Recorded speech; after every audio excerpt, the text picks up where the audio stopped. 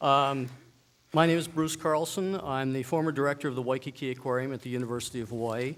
I worked there for 27 years. I'm now retired. I'm coming out of retirement today. I'm presenting testimony on behalf of the 228 accredited member institutions of the Association of Zoos and Aquariums, AZA. I'd like to take this opportunity to express our serious concerns regarding County of Hawaii Bill 318 that would purportedly improve the welfare of aquarium life within Hawaii County by prohibiting appropriate fasting for transported animals and establishing an arbitrary minimum water volume for transport purposes. We respectfully submit that if this bill were to pass, it would become impossible to ship fish and aquatic invertebrates in a safe and humane manner. I'm going to skip my part of the testimony to keep within the 3 minutes. AZA is a nonprofit organization dedicated to the advancement of accredited zoos and aquariums in the areas of animal care and husbandry, conservation, education, science, and recreation. With over 185 million visitors to our 228 accredited zoos and aquariums, AZA's focus on connecting people and animals provides a critical link to helping animals in their native habitats. Moving down a bit, regarding fasting.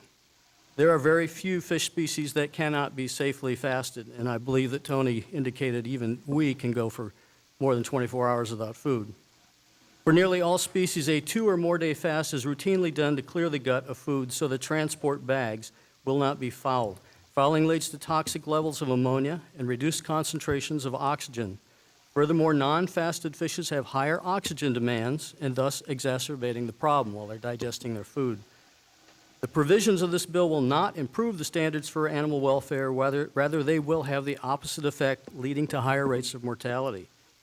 Regarding the minimum water volume requirement, there are no published reports or scientific studies that we are aware of that support the proposed 1 gallon per aquarium life standard as specified in this bill. None. This is an arbitrary and capricious standard which appears to be designed solely to eliminate all wild fish collections in the county.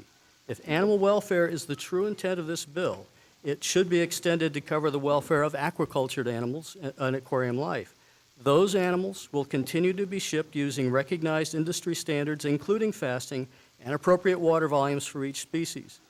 Passage of this legislation will not only limit a fully sustainable trade, but would prevent normal and ethical transport between zoological facilities under the best standards of practical care, including Hawaii-based zoos, aquariums, and research institutions. The AZA community views itself as potential partners with the state of Hawaii and its counties. We have the well-documented ability to speak to hundreds of millions of visitors annually about marine conservation. AZA-accredited institutions agree that a common-sense regulatory approach that governs the humane take, humane after-capture husbandry, and humane and ethical transport of coral reef species is fully sustainable. Thank you very much for the opportunity to present this testimony.